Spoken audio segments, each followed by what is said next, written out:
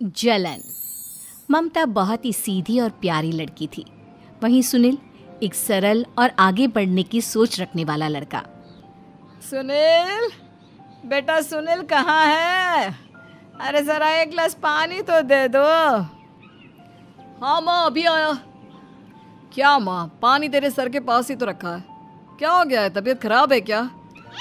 अरे नहीं नहीं, वो उठने का मन ही नहीं कर रहा था, तो देखा ही नहीं। वैसे क्या कर रहा है? यहाँ बैठ ना मेरे पास। माँ पढ़ रहा था। वो क्या है ना, नौकरी में तो वक्त नहीं मिलता, अब ऑफिस से घर आकर ही तो वक्त मिलता है। अच्छा अच्छा ठीक है, पढ़ ले जा बेटा।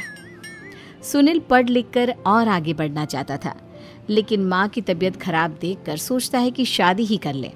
कब तक माँ का ख्याल वो अकेले रख पाएगा? तो एक दिन, माँ ये ममता है, मैंने इससे शादी कर ली है। तुम्हारी तबीयत भी ठीक नहीं रहती, तो मैंने सोचा शादी कर लेता हूँ। घर संभालने वाली और तुम्हें संभालने वाली कोई आ जाएगी तो अच्छा रहेगा। माँ अचानक से सामने बहू देखकर हैरान रह जाती है। बेटा ये क्या बात होती है? न बैंड, न बाजा, न दहेज, न शगुन, ऐसा कैसे बहू आ गई? माँ तू तो जानती है, मैं नौकरी के साथ पढ़ाई कर रहा हूँ, तो कहाँ से इतना पैसा बचा पाता कि धूमधाम से शादी करता। वैसे भी माँ, लोग तो आकर खाकर निकल जाएंगे, इसलिए बस वैसे ही। माँ जी, मैं आपका ख्याल रखूंगी। वैसे भी ये आगे की पढ़ाई कर रहे हैं, अच्छा कुछ कर गए तो सबके दिन फिर से अच्छे आ जाएंगे। सास को ममता की बात ठीक तो लगती है, लेकिन मन में कहीं ना कहीं लगता है कि कहीं बहू बेटे को लेकर फुर्र ना हो जाए और फिर तो वो रह जाएगी अकेली। बेटा देख, मेरा जो कुछ भी है वो सुनील ही है, और सुनील का भी अब इस दुनिया में मैं ही हूँ और कोई नहीं। क्या सुनील? बिल्कुल माँ, लेकिन आज से ममता भी मेरे जीवन का अहम हिस्सा है, जैसे तू है। सास को बड़ा बुरा लगता है कि उसकी सल्तनत में कोई और हिस्सेदार कैसे हो सकता है। कैसे कोई और उसके 30 साल के बेटे की जिंदगी में अचानक से आकर बराबर का हिस्सेदार बन सकता है। देख बहू, मैं भले थोड़ा बीमार रहती हूँ, लेकिन इसका मतलब यह नहीं कि घर की चीज़ों में मेरा कंट्रोल खत्म हो गया है। मैं आज भी इस घर की रानी हूँ, समझी? बेटा सोचता है कि ये माँ को अचानक से क्या हो गया। कल तक जो माँ कहती थी कि जिंदगी का कोई भरोसा नहीं, वो अचानक से जंग के मैदान की झांसी की रानी कैसे बन गई? माँ क्या हो गया है? सब ठीक है ना? अचानक कैसी बात कर रही हो? ममता का आज पहला दिन है, स्वागत करो उसका। आसपास की आंटियों को बुलाओ, नई दुल्हन की मुंह दिखाए करवाओ। खैर, सास होने का फर्ज निभाती है और बाद में एक सहेली के साथ बाहर निकल जाती है। क्यों री बताया नहीं कि बेटे का ब्याह कर रही हो? वैसे तो सारा दिन हम ही में घुसी रहती हो। अरे मुझे भी तो अभी पता चला, यूं अचानक सर पर लेकर आ गया।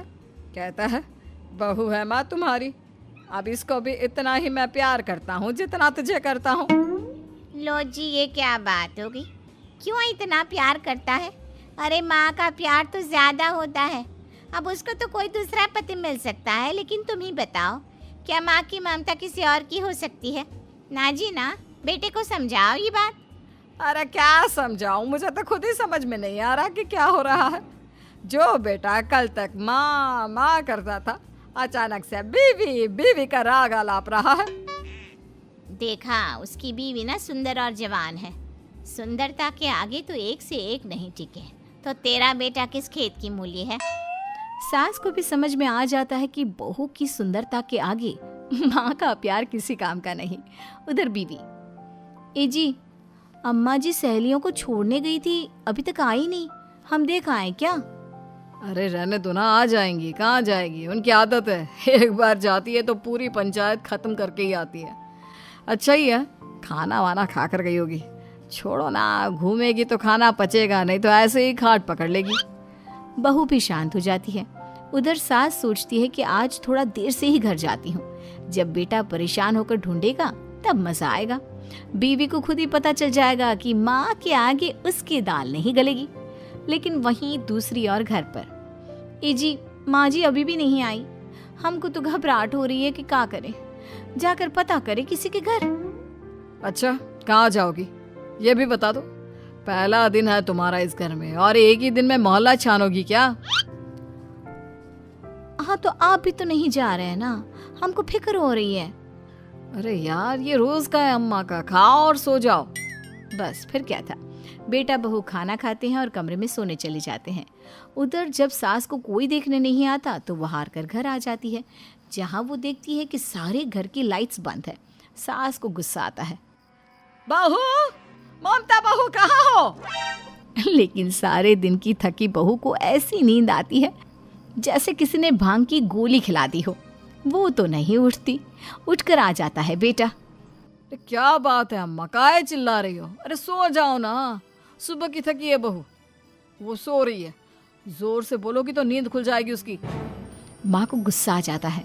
फिलहाल तो सो जाती है, लेकिन मन ही मन ढेर सारा जहर बहू के लिए भरा होता है। सुबह बहू चाय बना रही होती है कि सास धीरे से गैस तेज कर देती है, जिससे चाय का बर्तन जल जाता है। और जैसे ही बहू चाय का बर्तन उठाती है, उसका हाथ जल जाता है। मेरा हाथ जल गया। वो जोर जोर से चिल्लाकर इधर उधर भागती है कि सास थोड़ी देर में उसके हाथ में पानी डाल देती है। हाय रे बहू, क्या कर रही हो? पहली बार रसोई छुई हो क्या? सासू माँ गलती से गैस तेज रह गई थी और बर्तन जल गया, जिससे मेरा हाथ जल गया। हाय रे, कितना गंदा दाग। छी छी छी छी, मुझे तो उल्टी आ रही है तेरा गला हुआ मांस देखकर। तू ना मुझे अभी साथ से खाना मत लगाना। बहू भी खुद का हाथ देखती है तो उसे भी रोना आ जाता है। कुछ दिनों के बाद सास की सहेली आती है, बहू चाय बनाकर लाती है। उसके जाने के बाद सहेली कहती है, बहू की सुंदरता ऐसी है कि कोई भी दीवाना हो जाए। वैसे तेरे बेटे का क्या हाल है? अरे वैसा ही है, बहू के पीछे लट्टू। क्या करूं, कुछ समझ में नहीं आ रहा। मैंने तो बहू के चेहरे पर दिवाली के पटाखे की चक्री फेंक दी, उसका पूरा चेहरा जल गया। अब देखो ना रही सुंदरता, और ना ही अब मेरा बेटा उसे पूछता है। अरे अब तो वो उसे छोड़कर दूसरी भी देखने को बोल गया है मुझे। बहू सारी बात सुन रही होती है। आंटी एक बात बताइए, क्या भरोसा है कि दूसरी सही आए और आपके अनुसार रहे? देखिए आंटी, मेरी सासू माँ को गलत बात सिखाने की जरूरत नहीं है। हमारा परिवार साथ में खुशी से रह रहा है। देख बहू, मेरी सहेली की बेइज्जती ना कर, वही अच्छा रहेगा तेरे लिए, समझी? बहू नहीं मानती है। वो बार बार उनकी सहेली को घर से निकल जाने को कहती है। तभी सास की सहेली पास के चूल्हे से लकड़ी लाकर बहू के चेहरे पर लगा देती है। बहू जोर जोर से रोने लगती है। अरे ये क्या कर दिया? मैंने कहाँ किया, ये तो तूने किया। तू ही नहीं चाहती थी कि बहू बेटे के साथ रहे, भला मैं क्यों करूंगी? मैं तो चली, निपटो अब। बहू रो रही होती है, दर्द से चिल्ला रही होती है, लेकिन सास उसे डॉक्टर के पास नहीं ले जाती। तभी पति आता है। क्या हो गया ममता? ये दाग कैसे लगा? तुम कैसे जली?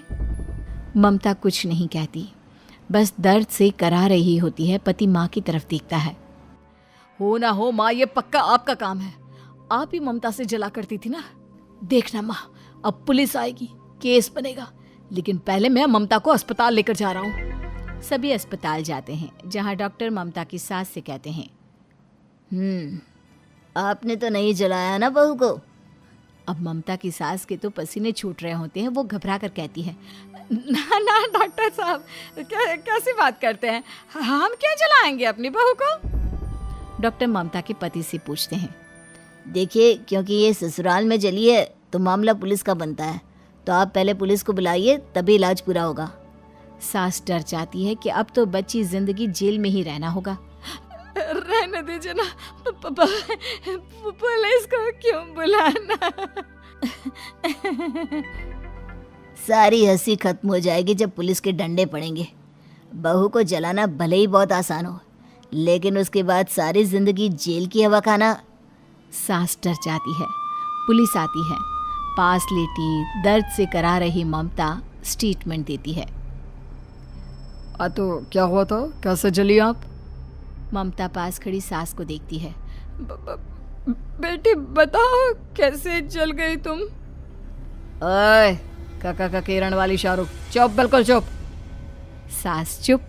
सभी इंतजार करते हैं कि ममता क्या बोलेगी। जी मैं खाना बना रही थी, लकड़ी उड़कर मेरे ऊपर गिर गई और मैं जल गई। सास बहू की बात सुनकर रोने लगती है। देखा माँ, कितनी समझदार है ममता। ये चाहती तो, हाँ बेटा, ये चाहती तो मैं आज जेल में होती। मुझे माफ कर दे, मैं आगे से अभी कभी ऐसा नहीं करूंगी। बहू के साथ मिलकर रहूंगी, मुझे माफ कर दे।